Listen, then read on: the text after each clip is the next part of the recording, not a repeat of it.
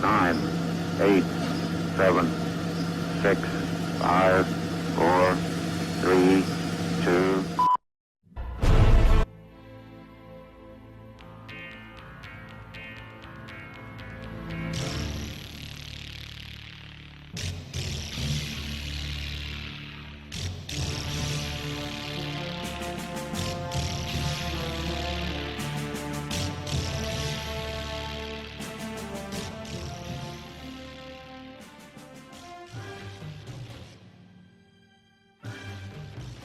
Ya, bersama-sama ya tim ya, supaya kita mencermati dengan baik. 3, 2, 1. Karena itu perhatikanlah dengan saksama bagaimana kamu hidup. Janganlah seperti orang bebal, tetapi seperti orang arif. Dan pergunakanlah waktu yang ada, karena hari-hari ini adalah jahat. Sebab itu janganlah kamu bodoh, tetapi usahakanlah supaya kamu mengerti kehendak Tuhan. Dan janganlah kamu mabuk oleh anggur, karena anggur menimbulkan hawa nafsu. Tetapi hendaklah kamu penuh dengan roh, dan berkata-katalah seorang kepada yang lain dalam mazmur, hidup pujian dan nyanyian rohani. Bernyanyilah dan bersoraklah bagi Tuhan dengan segenap hati. Ucaplah syukur senantiasa atas segala sesuatu dalam nama Tuhan kita Yesus Kristus kepada Allah dan Bapa kita. Dan rendahkanlah dirimu seorang kepada yang lain di dalam takut akan Kristus. Puji Tuhan, mari renungkan ayat ini di rumah dan lakukanlah apa yang Tuhan perintahkan kepada kita.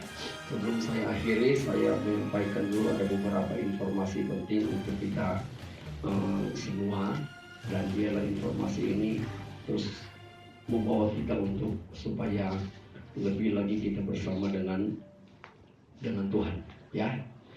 Jadi poin yang pertama berkaitan dengan anak sekolah minggu dalam ibadah raya. Ya, jadi kita ini kan gabung dengan orang-orang tua. Dan memang kita juga tidak bisa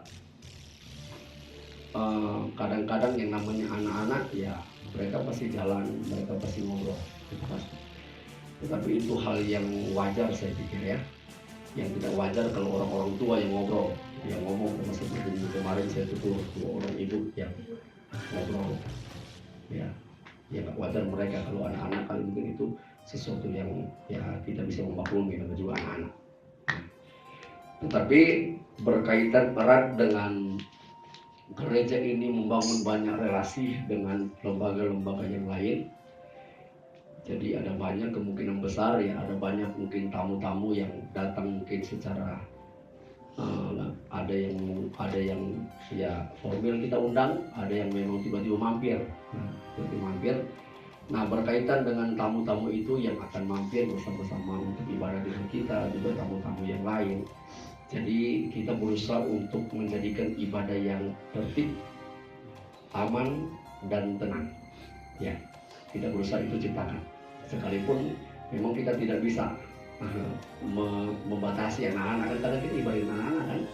Kalau kita sudah punya tempat sendiri dengan tenaga yang sudah memadai, ya kita bisa. Ya, misalkan mereka supaya tidak ada.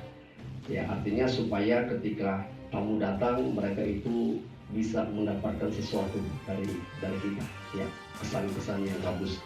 Karena memang beberapa waktu yang lalu ya kalau kita sih ya kita orang dalam ketika menyampaikan ya, kita memaklumi, tapi mereka yang dari luar ke dalam belum tentu memaklumi. Ya, kemungkinan mereka mungkin bisa saja mereka diam-diam tapi mereka udah kesel, atau bisa saja mereka langsung ngomong to the point yang berisik, ya, bisa saja. Karena mungkin saja di tempat gereja mereka juga penerapan kedisiplinannya beda dengan kita, ya berbeda.